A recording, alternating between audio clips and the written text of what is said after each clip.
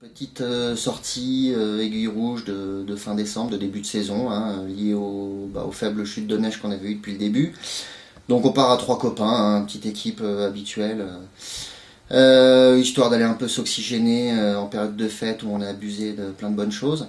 Donc voilà, départ de la Flégère, tranquille le matin, 8h30, 9h. Direction le lac Blanc pour aller faire le couloir de la Persévérance, qui sont deux trois beaux couloirs assez courts, 300 mètres.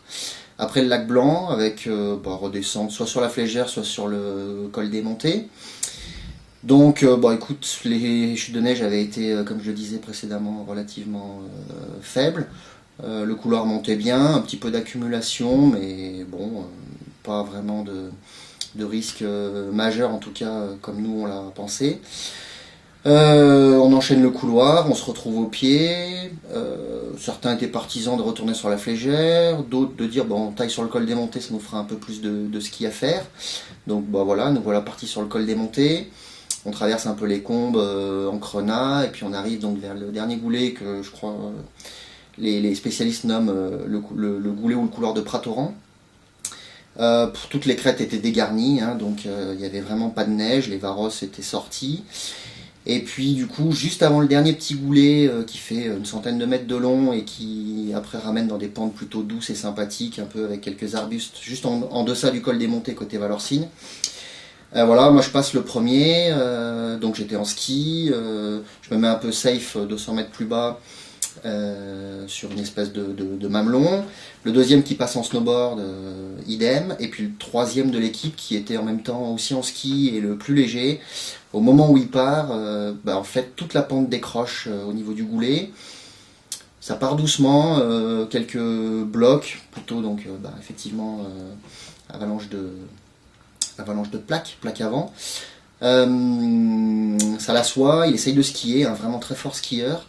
Et puis d'un coup tout s'accélère, hein. Il y a cette inertie toujours malheureusement comme d'habitude de 3-4 secondes où d'un coup tout s'accélère. Il y avait une petite pellicule en surface, donc ça fait une sorte d'aérosol, ce qui fait qu'on le voit complètement disparaître tout de suite. Le premier qui était un peu plus bas que moi se précipite du coup pour aller commencer la recherche Arva. Pendant que du coup moi j'appelle le PGHM vu que j'étais un petit peu plus haut pour déclencher tout de suite les secours. Dès le coup de téléphone terminé, donc je me rapproche de lui. Lui avait commencé à balayer le haut de l'avalanche qui faisait on va dire une cinquantaine de mètres de large et puis à peu près 300 mètres de long. Pas encore trop compact. Donc lui balaye le haut, moi je balaye le bas, je trouve assez rapidement le signal. On le localise, on le touche quasiment tout de suite avec la sonde. De l'ordre de à peu près 7 minutes en fonction de l'heure à laquelle on avait appelé le PG et puis de ce qu'ils nous auront dit. Sachant qu'après la plus grosse partie, finalement on se rend compte qu'aujourd'hui, plus que la recherche, parce qu'il y a des appareils très très performants qui font que même quelqu'un de novice aujourd'hui, avec les nouveaux systèmes, arrive assez facilement à localiser les victimes, voire même à trier s'il y a plusieurs victimes, c'est le pelletage. Ça c'est toute la différence apparemment, surtout après en avoir discuté avec les professionnels. Faut peler vite, faut être organisé.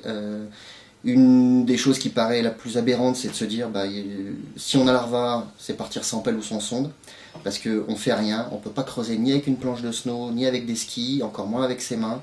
Donc la base de tout, c'est vraiment la pelle et la sonde pour marquer en cas de suravalanche, pour rassurer la victime si elle est consciente, comme ça elle sait qu'on l'a trouvé, et après la pelle, que moi je conseillerais plutôt en alu, si on veut limiter le poids, mais surtout pas en plastique, parce que si la neige est dure, on tape un peu sur un bloc et elle explose. Alors qu'une pelle alu, on arrive vraiment à bien creuser.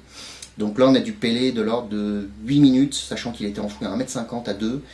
Bon, là, on se pose pas de questions, hein. Je veux dire, on pèle vite, froid aux mains ou pas, la question ne se pose pas. Entre-temps, le PG est arrivé.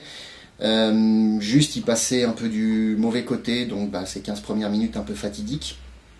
Il avait perdu connaissance. Il revient à lui.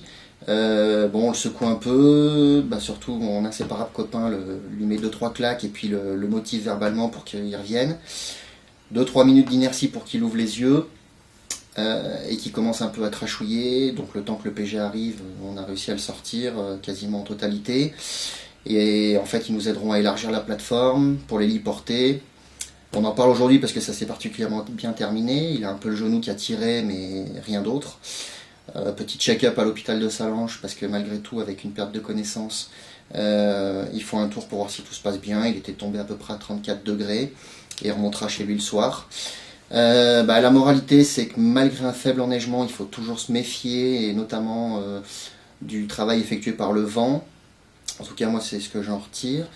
La base de tout, ce que nous, on essaye de faire toujours, quelles que soient les conditions, c'est jamais skier ensemble. Parce que en dessous, bon, ça se sort et ça se gère. À deux, ça devient beaucoup plus compliqué, et surtout s'il n'y en a qu'un autre qui reste chercher. Et là, effectivement, je pense qu'il aurait fallu faire un choix, mais les deux seraient certainement pas présents aujourd'hui. Et puis surtout, l'incontournable trilogie Arva-Pelsonde, qui est la base de tout. Et puis après, surtout, la très bonne connaissance de son appareil de recherche, ça c'est la base de tout. Donc le mieux, c'est de toujours s'entraîner avec, au moins 2-3 fois dans l'année, pendant 2 à 3 heures, quitte à enfouir assez profondément, en mettre plusieurs, parce que tout ce qu'on fait après machinalement revient le jour J, après coup. Maintenant, moi c'est ce que je me dis. Sans qu'on ait besoin, en fait il y a les automatismes qui sont là, et dans le stress, tout revient et tout est présent, et ça je pense que c'est vraiment quelque chose d'important. C'est à dire que